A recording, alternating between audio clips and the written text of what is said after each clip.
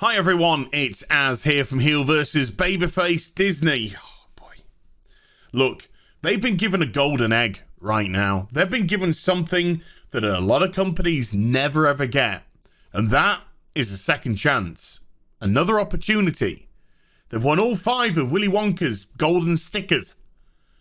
That's how good things are for them right now. And it all stems from the season finale of The Mandalorian Season 2, which of course saw the return of Luke Skywalker.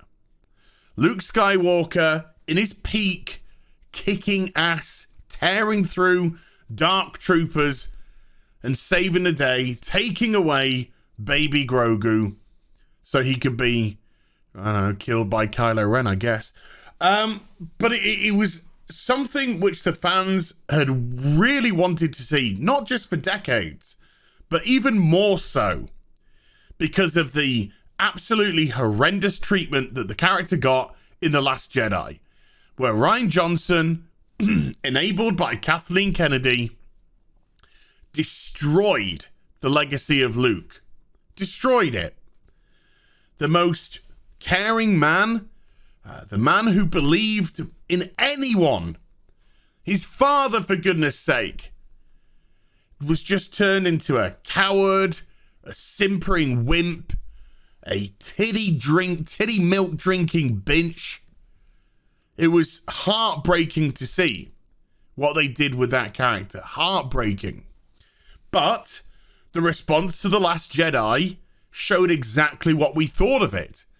And The Last Jedi tore the fan base in half. Tore it apart.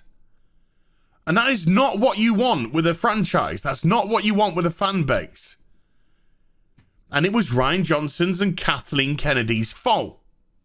And so while we criticised the treatment of Luke Skywalker, while we criticised the treatment of other characters, Poe was turned into a buffoon. Finn was relegated to Rose Tico, the worst character in Star Wars' history's running buddy. Rey was a plank of Mary Sue Wood. And so when we voiced our opinions, we got called ists, phobes, isms. We got called everything.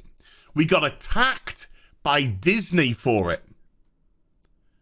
Instead of listening, due to the divisive nature of the film, instead of listening to the criticisms, no. They just decided, no. Man no like strong woman.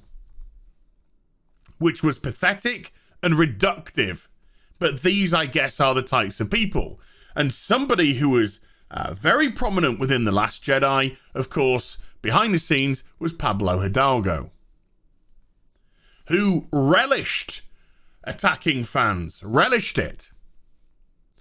And when fans and people and YouTube channels, geeks and gamers, etc., when they were all getting attacked, when they were all speaking up about this thing, these things, were other big Star Wars voices coming to their defense? No, they weren't. Star Wars Theory, which we're going to talk about, biggest Star Wars channel out there, 2.7 million subscribers or something, massive channel.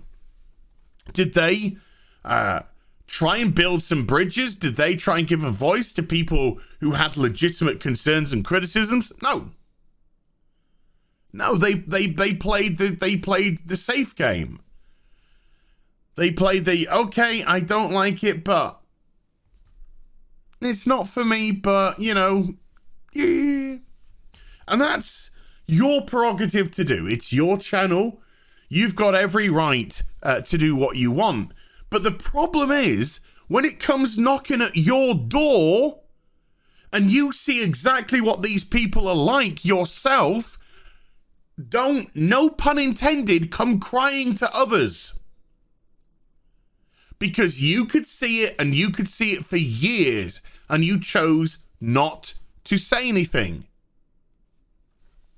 So let's get into the specifics of what I'm talking about here.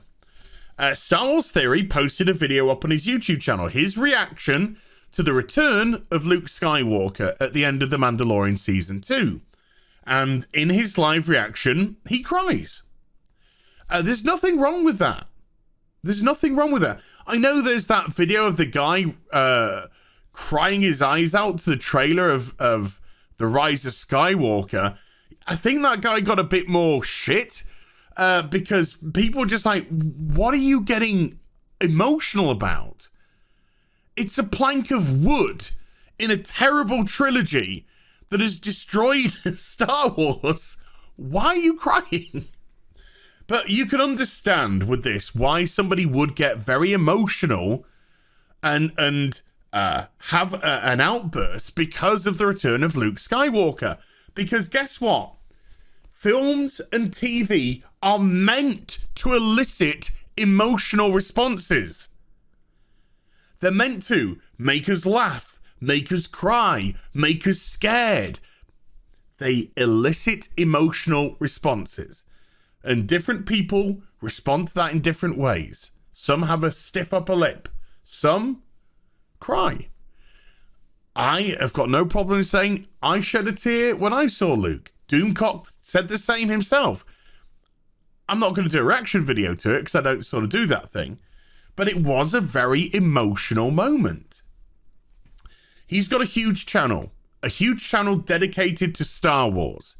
People want to see how he reacts. People want to feel the emotion that he felt because they maybe felt it the same themselves. So you can fully understand why he would do a reaction video to it. But then he starts getting all sad, IRL sad, because Pablo Hidalgo, high up in Lucasfilm, responds to a thread on Twitter that was taking the mickey out of the guy, out of Star Wars Theory.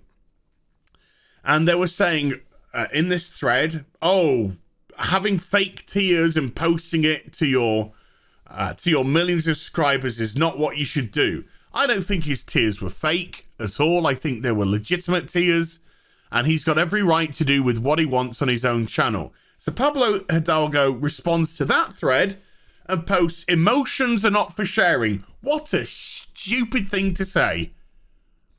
What an absolutely dumb, pathetic thing to say.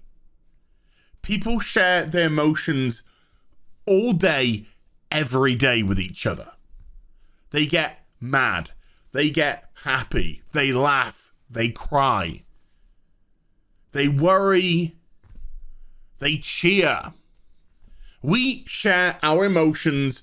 We wear them out for all to see, for the most part, all day, every day. Unless we try and act guarded. So to say emotions are not for sharing is ridiculous, particularly when you're in the business of eliciting emotional responses from people through the medium of film. You dickhead.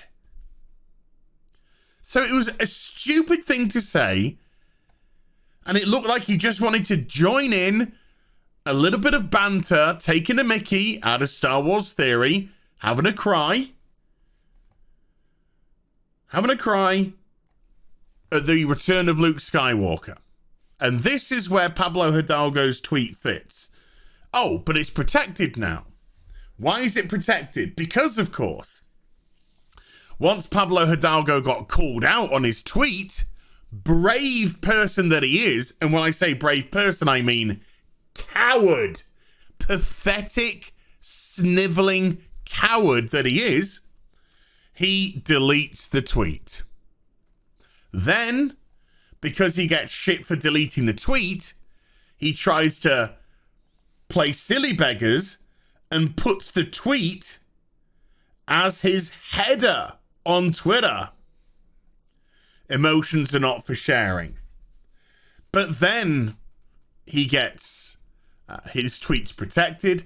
It looks like somebody had a word with him behind the scenes, and now his Twitter is completely different. He's changed his profile picture. He's changed his header. but he's locked up his account. True coward. True coward that he is. But I'll go back here and I'll say this again. So Star Wars Theory makes a video. He makes a video about Pablo Hidalgo taking the piss out of his video and how shocked he was and how disappointed he was. How do you think we felt? How do you think we all felt when The Last Jedi came out and we voiced our opinion on it and we got called racist, sexist, misogynist, everything under the sun? You know what they're like. You know how they will respond. Welcome to your turn. Just because you speak of Star Wars predominantly favorably doesn't mean that they like you. You're just another sniveling Star Wars fan to some of these people. And they're the problem, not the fans. Your Pablo Hidalgos, your Kathleen Kennedys, they have been the problem for years now. And for all the great work that Jon Favreau has done and Dave Filoni has done with The Mandalorian, for all the great work that they've done, and I'm not a massive Filoni fan as we know, you have Pablo stupid arsehole Hidalgo, who just has so much resentment towards the fan base. And you really as a company cannot operate with somebody that has this level of resentment to the very people that you want to get to watch your product and buy your merchandise. So even though it looks like we've had a bit of goodwill, even though it looks like we've had a golden moment for however long it will last, Pablo Hidalgo shows us quite clearly that behind the curtain, they hate you. And it doesn't matter if you're pro or anti what they're doing at the moment. They just resent their audience. That's what needs to be cut out of Lucasfilm. That's what needs to be cut out of Disney. And more Favreaus need to have power within that company. But dude, welcome to the club. Have a nice day. Hope you enjoyed the vid. If you did, do give it a thumbs up and also subscribe to the channel. Follow me on social media and YouTube for live streaming. Links are in the description box down below. I'll be back with some more stuff very soon. You take care. Bye for now.